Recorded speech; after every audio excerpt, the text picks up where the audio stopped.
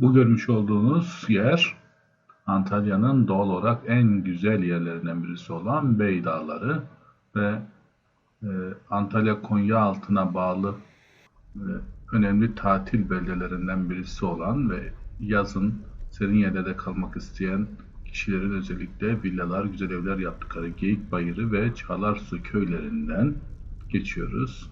Köyleri biraz geçince ileride çok güzel bir dağ var. Buna Sivri Dağı adı veriliyor. Genelde yaz-kış tepesinde bulutlar olan aniden yükselen büyük bir dağ ve bu dağın yamacına doğru en yüksek noktalarından birine doğru ilerliyoruz. Çünkü burada çok az bilinen, ulaşılması oldukça güç, önemli bir antik şehir var. Burası Trebenna Antik Kenti. Trebenna daha önce sizlere tanıttığımız Termessos'un teritoriumunda bulunan, yani savunma alanı içinde bulunan 3 garnizon kentten birisi, diğerleri de Kelbessos ve Neapolis'ti.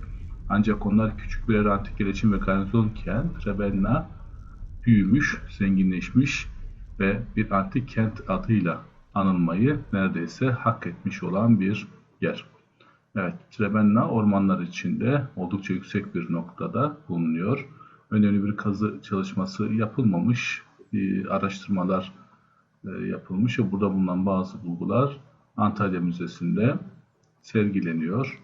Ve Trebenna'nın hemen girişinde bir sütunlu yol var. Şu anda ağaçlar tarafından işgal edilmiş olan yer ve Akropolis'in önünde bu görmüş olduğunuz yerde buranın hamamı gayet güzel bir şekilde yapılmış. Trebenna M.Ö. 3. yüzyıldan itibaren biliniyor ve Potemilyanların egemenliği altına girmiş ilk bilindiği zamanlarda. Ondan sonra ise Bergama kralı 2. Eumenes burayı Pamfilyan'ın batı topraklarıyla beraber kendi krallığının içine katmış. İsa'dan sonra 3. yüzyılsa Trebenna'nın yükseldiği, parladığı bir dönem olmuş ve bir garnizondan basit bir antik yerleşiminden bir Roma kenti haline gelmeyi başarmış.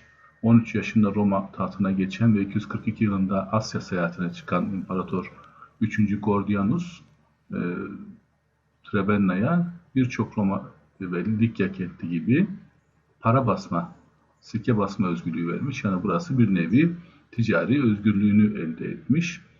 Bizans döneminde de yaşamaya devam eden bu güzel şehir, şu anda gördüğünüz yer aslında buranın Sütunlu Caddesi'ydi ve yukarıdaki tepede Akropol'ün bulunduğu nokta. Ne yazık ki Maki örtüsünden dolayı tepesine çıkmak çok zor, ancak bu bölgede 3 tane tapınak bulunduğu tespit edilmiş.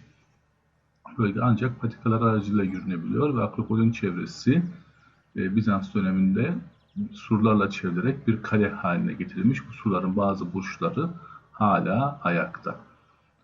Sivri Dağı'nın hemen yanındaki düz alanda, platoda bulunuyor ve buradan Antalya ayaklarınızın altına seriliyor. Tüm deniz, Antalya şehir merkezi ve Konyaaltı'nın batı tarafları Kemer'e kadar net olarak buradan izlenebiliyor. Görüntüler çok güzel, doğa yürüyüşleri için harika olarak değerlendirilebilecek olan bir alan. Burada yaşayanlar Likya halklarından, özellikle Luvilerden geldiği için kaya mezarları ve kaya konutlarını çok fazla yapmışlar. Bu Akropol'ün çevresinde çok fazla kaya mezarı var ve yine kontura kullanılmış, oyulmuş olan alanlar bol miktarda bulunuyor ve Antalya'yı şu anda görüyorsunuz. Trebenna hemen yerleşimin kaybolduğu bir yer değil. 12. yüzyıla kadar Bizans döneminde bu şehirde aktif yaşam devam etmiş.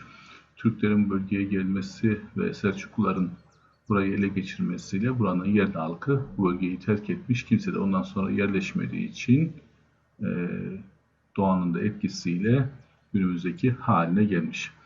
Ne yazık ki korunamadığı ve definecilerin hedefi haline geldiği için yüzeydeki bazı tarihi eserlerden başka fazla da bir görünebilecek bir şey yok. Ama hamamı gayet hoş görüntülere sahip.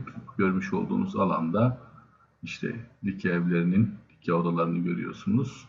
Siz de ilginç bir yürüyüş, farklı bir alan görmek isterseniz ve Antalya ayaklarınızın altına serilsin isterseniz Trebenna'ya çıkabilirsiniz.